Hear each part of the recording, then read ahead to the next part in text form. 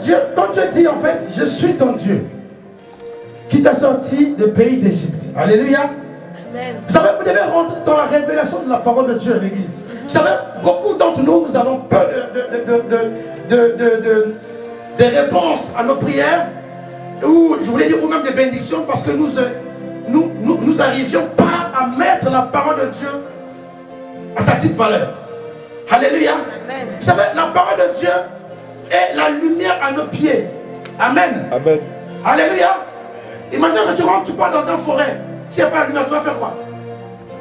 Oh, tu vas faire quoi? Ah, c'est rien, tu vas faire quoi? Amen. Tu ne te feras point d'image taillée, ni de représentation quelconque des choses qui sont en haut dans les cieux, qui sont en bas sur la terre, et qui sont dans les eaux plus bas que la terre. Amen. Vous savez, la Bible dit, tu ne feras pas de représentation taillée. Amen. Ça veut dire quoi? Des gens qui viennent à l'église, tu n'as pas de fétiches. Ça existe ici. Si tu as ça au nom de Jésus, que Dieu te saisisse à l'instant. Amen. Amen. Tu ne peux plus venir à l'église avec des représentations taillées. Alléluia. Amen. Alléluia. Amen. Vous savez, tu ne peux plus venir à l'église avec des choses où la mamie a donné ou papy a donné. Mais ça existe encore dans les églises, l'église. Amen. C'est horrible. Je connais un pasteur. Ah, c'est dur, hein. Il se torture pour te dire bonjour. Quand tu ne touches pas sa bague, waouh. Tu es délivré au nom de Jésus. Abdel, continue. Tu ne te prosterneras point devant elle, et tu ne les serviras point.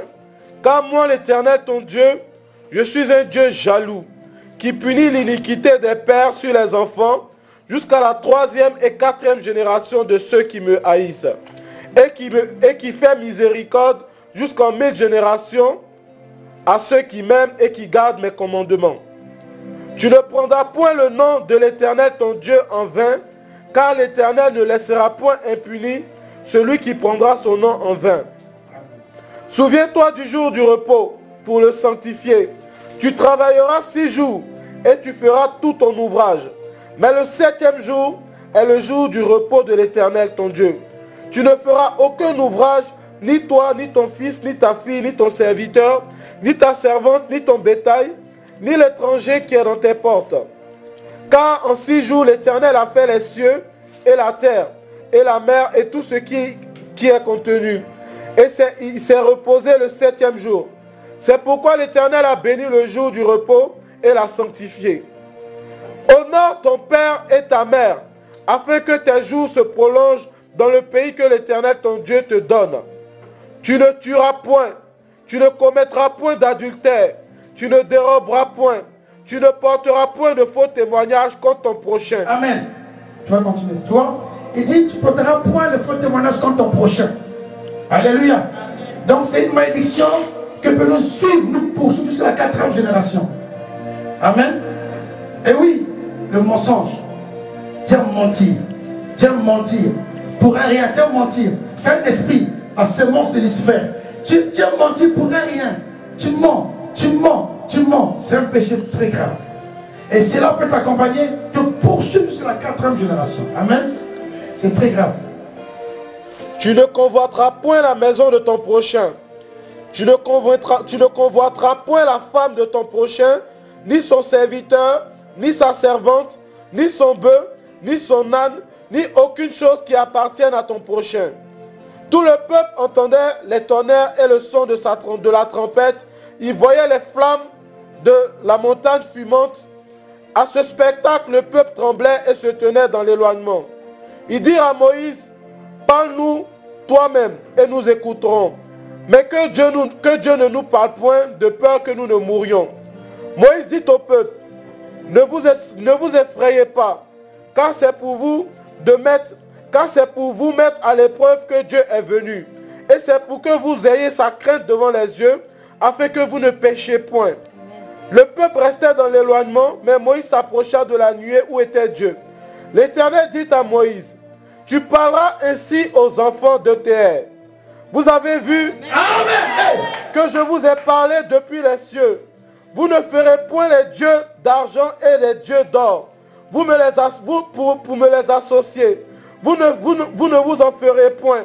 Tu m'élèveras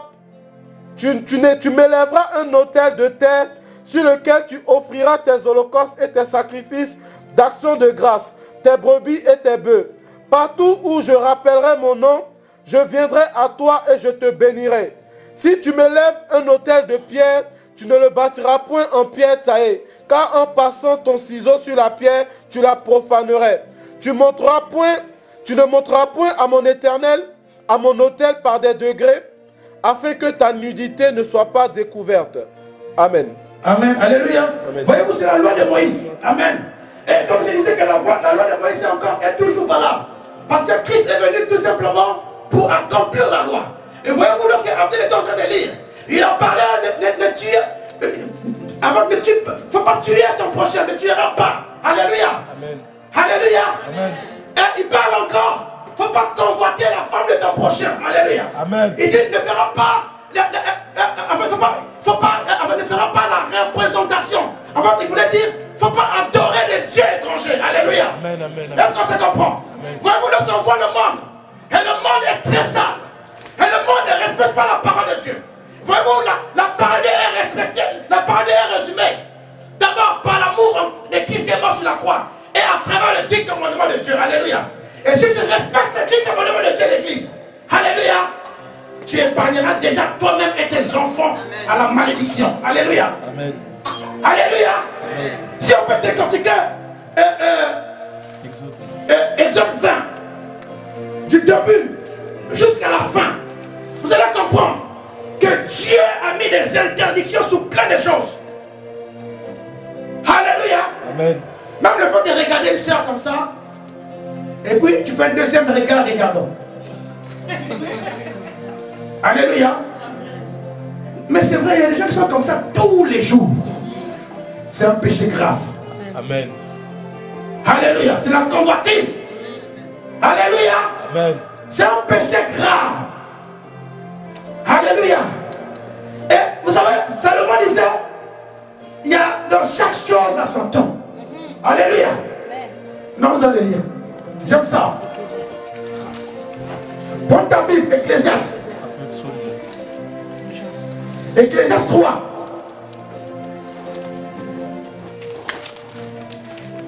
Qui a trouvé? Vite, s'il vous plaît.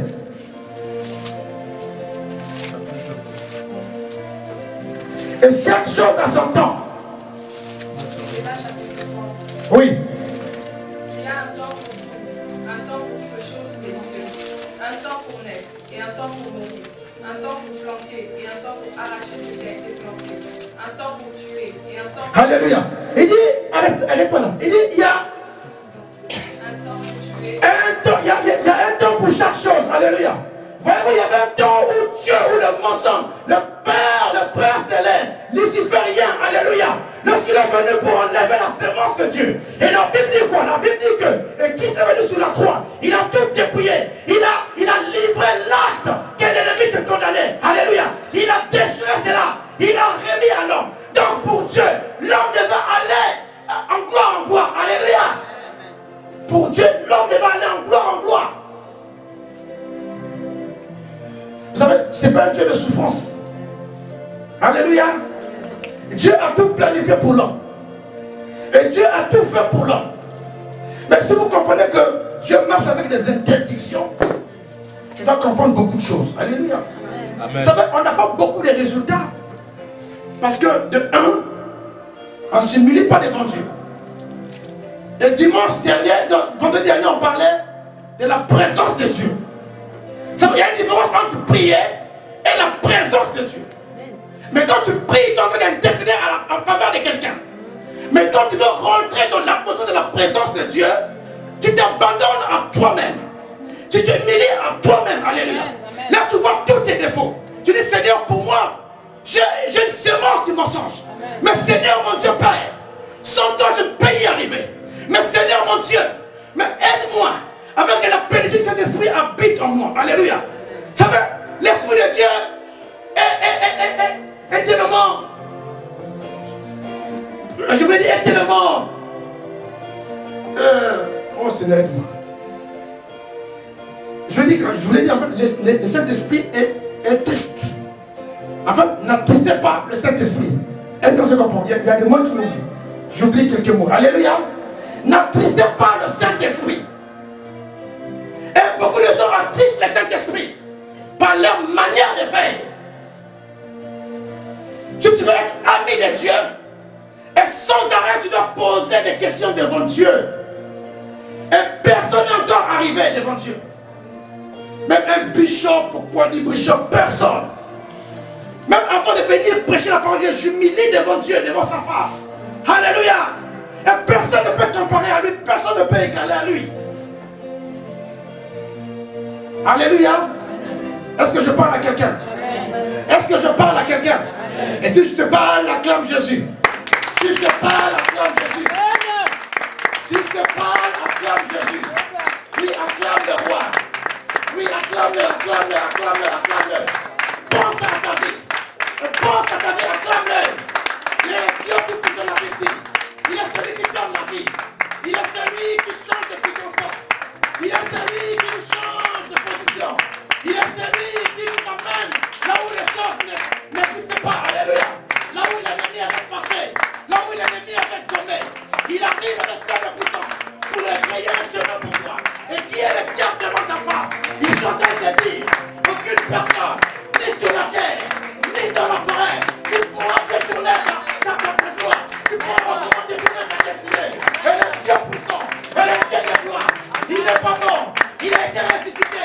Et la Bible, et le troisième jour, il est devenu, il est assis en croix du Père, en train d'intercéder en faveur de nous. Et en faveur de nous.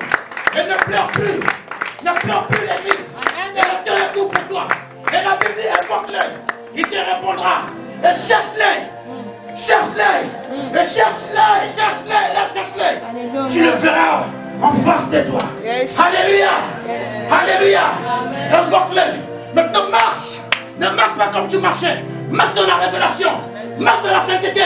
Marche avec les interdits. Et tu verras la gloire de Dieu. Alléluia. Marche avec les interdits de l'église. Je vous dis le monde. Et le monde est rempli des interdictions. Même des francs-maçonneries. Même les gens qui font des fétiches. Ils marchent avec des interdits. Et nous, en tant qu'église, et Dieu a dit, et voici les 10 commandements de Moïse. Alléluia. N'est conforme au point. Au siècle présent. Amen. Soyez renouvelés. Et soyez régénérés par l'intelligence. Yes. Alléluia. Yes. Soyez renouvelés par l'intelligence de Dieu. Alléluia. Et seulement pouvoir dire, Seigneur, j'ai besoin de ta sagesse. Alléluia, pouvoir dire, Seigneur, j'ai besoin de toi. Oh Seigneur. Oh Seigneur, nous voulons que nos vies changent. Et nous ne voulons pas être les mêmes personnes. Nous voulons être des personnes qui influencent. Alléluia. Alléluia. Amen. Et marche dans la révélation. Marche en craignant Dieu. Alléluia. Ça veut pour vaincre le mensonge. Pour vaincre le mensonge, premièrement, tu as besoin de la présence de Dieu. Tu as besoin de la présence de Dieu. Parce que quand tu as la présence de Dieu en toi, tu ne peux plus pécher. Quand tu as la présence de Dieu en toi, tu as la compassion. Quand tu as la présence de Dieu en toi, tu ne peux pas faire de faux témoignages dans ton prochain. Alléluia. Et le deuxième point, tu as besoin de prier. Tu as besoin que l'église intercède à ta faveur. Et tu as besoin que l'église intercède à ta faveur. Alléluia. Alléluia.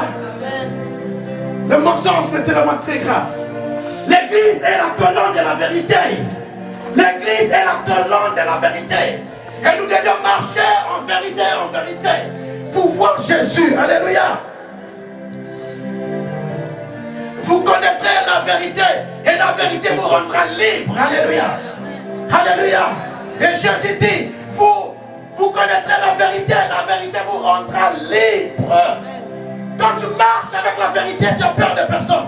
Et quand tu marches avec la vérité, tu n'as pas peur que les gens puissent te pointer du doigt. Quand tu marches la vérité, en vérité, et tu marches avec Dieu, alléluia. Et tu marches avec Jésus, alléluia. Est-ce que je parle à quelqu'un? Et je veux que ta bouche parle la vérité. Et je veux que tes propos commencent à véhiculer la parole de vérité, alléluia. Mon désir est que ce matin, que ta manière d'être change. Que ta manière de voir Dieu change. Alléluia. Alléluia. Il ne faut plus mentir. Car tu attires en soi la malédiction. Alléluia. Alléluia.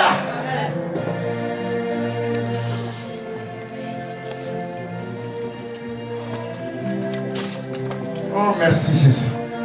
Abdel, tu peux lire Proverbe 12, 22. Je crois qu'on va terminer par là.